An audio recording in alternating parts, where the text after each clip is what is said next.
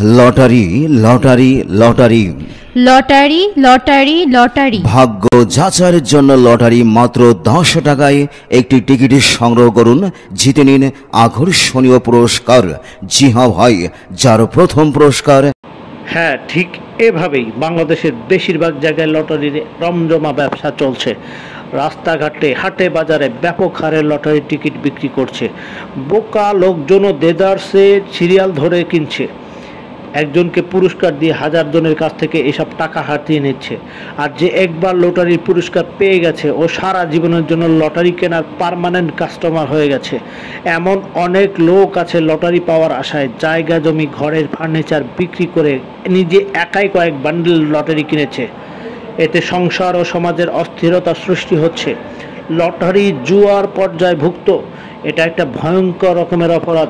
সুতরাং পুরস্কারের লোভে তার টিকিট কেনা হারাম, তার পুরস্কারও হারাম। আল্লাহ স্বয়ং নিজে এটাকে হারাম ঘোষণা করেছেন। আর হারাম দিয়ে কোনো ভালো কাজের প্রতিযোগিতা করা মানে প্রস্রাব পায়খানা দিয়ে নিজের কাপড় ধৌত করা সমান। আল্লাহ তাআলা বলেছেন, হে বিশ্বাসীগণ, মদ, জুয়া, মূর্তি পূজার বেদী, ভাগ্য নির্ণায়ক তীর, ভিন্ন বস্তু, এগুলো শয়তানের কাজ। তোমরা তা বর্জন করো, এতে তোমরা সফলকাম হতে পারবে। সূরা মায়েদা ৯১ নম্বর আয়াত। তাই ভাই, এসব কাজ থেকে নিজে বিরত থাকি, অন্যকে এসব কাজের অপকারিতা ও জাহান্নামের আযাব সম্পর্কে সতর্ক করি। আসুন আমরা সবাই সামাজিকভাবে এর বিরুদ্ধে তীব্র প্রতিরোধ গড়ে তুলি। আল্লাহ হাফেজ।